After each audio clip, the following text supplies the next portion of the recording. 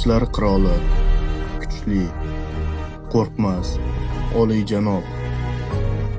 Seni qaramog'ingda o'nlab urg'ochilar va katta hudud, o'nlab, ba'zida esa yuzlab kvadrat kilometrgacha teng bo'ladigan hudud bor. Sen oziqa zanjirining eng tepasida turasan va sening hayot yo'ling qudratli monarx yo'lining timsoli. To'g'rimi? Demak, sen sher bo'lib tug'ilding va mana nima uchun seni hayoting rasvo.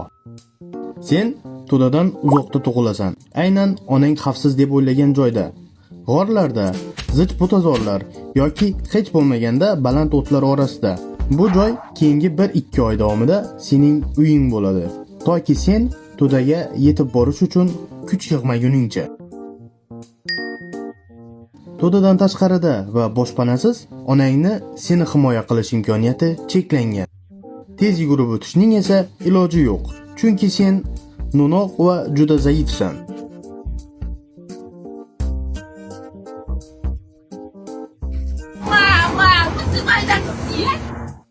Yo'lda kamida bittagina dushmanga duch kelsang, bu katta omad, lekin ular bir nechta bo'lsa, o'zingni o'ldim deb hisoblaydi.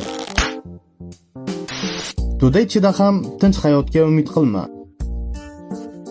Sut va go'sht uchun doimiy raqobat, ayniqsa omadsiz kelgan paytlarda. Bor kuchi bilan katta sher seni urishi, kasalliklar, parazitlar, menyusida kichkina sher go'shtidan kabob bo'lgan boshqa yirtqichlar yashab qolish imkoniyatingni sezilarlicha kamaytiradi. Begonalar to'dani qo'lga olishga ko'p harakat qiladilar, lekin xavotir olishga hojat yo'q. Hozircha seni dadang kuchli, ammo kimdir uni kelib yiqitsa, sen va seni aka-ukalaring uchun qora kunlar boshlanadi. Chunki to'dada faqat o'sha sherning bolalari bor.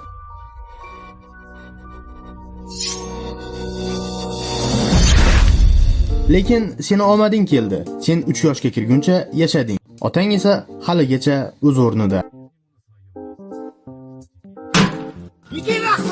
Holat shunday ekan, sen va seni aka-ukalaring to'dadan haydalasiz.